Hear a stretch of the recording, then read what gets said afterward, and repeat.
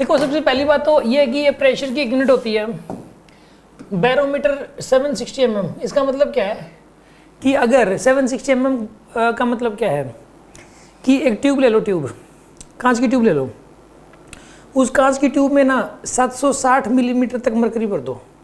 कितने मिलीमीटर तक? 760 millimetre height तक मरकरी भर दो, भर दिया, और उस ट्यूब के ऊपर अंगूठा लगा लो ऐसे, फिर उसको ऐसे पलट दो। अब वो जो मरकरी है ना, वो अंगूठे के ऊपर जो प्रेशर लगाएगी ना, उसको बोलते हैं 760 mm ऑफ मरकरी, वो प्रेशर लगाएगी, और वो 10⁵ पास्कल के बराबर ही होता है। 760 mm मरकरी की हाइट पता कितना प्रेशर लगाती है? H रो जी, ठीक है। H की वैल्यू है 760/1000 मीटर, रो की वैल्यू होती है 13.6 × 10⁻³ और जी की वैल्यू 10।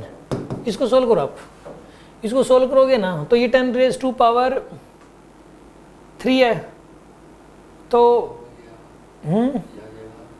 ये इसको इससे कैंसिल कर दोगे ना आप, इसको इससे कैंसिल करो। अब देखो इसको ना कैलकुलेटर से कर लो आप, इसको कैलकुलेटर से कर लेते हैं।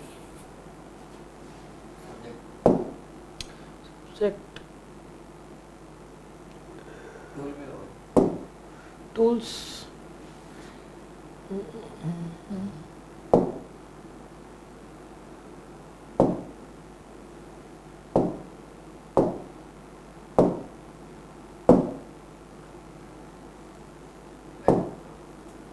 कैलकुलेटर, देखो आप 760 इंटू 13.6 इंटू,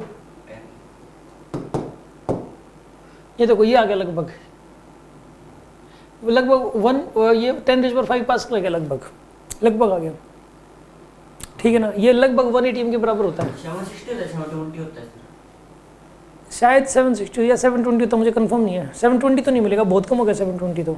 720 से तो आएगा नहीं, कितना होता है? 760 होता है। 760 से 10⁵ पास्कल आता है। इसका मतलब पता है क्या है कि आप ये ट्यूब है एक, आपने यहाँ हाथ लगा दिया नीचे, यहाँ एक हाथ लगा हुआ आपका नीचे, ये ग्राउंड है ये, और मरकरी भरी हुई है इसके अंदर 760 mm तक। तो अब ये जो मरकरी जितना प्रेशर लगा रही है ना इस सरफेस पे, ठीक है, यहाँ अंदर हवा नहीं होनी चाहिए, लेकिन अगर अंदर एयर हुई तो प्रेशर ज़्यादा हो जाएगा। यहाँ पे एयर नहीं होनी चाहिए, इस जगह पे खाली होना चाहिए, वैक्यूम होना चाहिए। अब ये जो मरकरी जितना प्रेशर लगाएगी ना, तो वो 1 ATM के बराबर लगाती है। समझ आ गई बात आपको? अब ये क्या कह रहा है कि इस वाले टेम्परेचर पे तो प्रेशर था इतना, तो इस टेम्परेचर पे कितना हो जाएगा?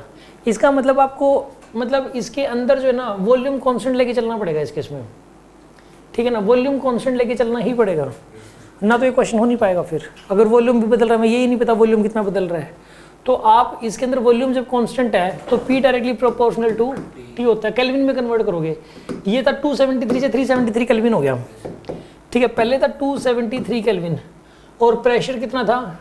760 mm, ठीक है। और यहाँ पे इक्वल टू K लगा दो आप, कांस्टेंट लगा दो K, फिर नया प्रेशर P' मान लो P', और नया कांस्टेंट K इंटू में 373। अब इनका रेशियो लेना आपको, तो 270, ये तो सॉरी, अब पता क्या करोगे इसके अंदर, K से K cancel, 760 into 373 divide by 273 is equal to P'। इसको सोल्व करके आंसर आएगा आपके पास। इसका जो आंसर आना चाहिए, ये प्रेशर जो आएगा ना ये mm के अंदर ही आएगा, क्योंकि मैंने यहाँ mm में पुट किया था, ये 760 mm में पुट किया था। रेशियो के केस में से कोई भी यूनिट हो कोई दिक्कत नहीं होती। यहाँ जो mm है तो यहाँ भी mm आएगा, यहाँ केल्विन तो यहाँ भी केल्विन आएगा, ठीक है। अब मान लो इसको अब जैसे करना है अपने को, तो मैथ्स हो गया और कैलकुलेटर ये हो गया जी, ठीक है। इसको करना है अब जैसे, तो 760 इंटू 373 इक्वल टू, अब डिवाइडेड बाय करो 273, इसका आंसर आएगा 1038, और 1038 में दे नहीं रखा तो none of this answer correct है इसके अंदर, ठीक है।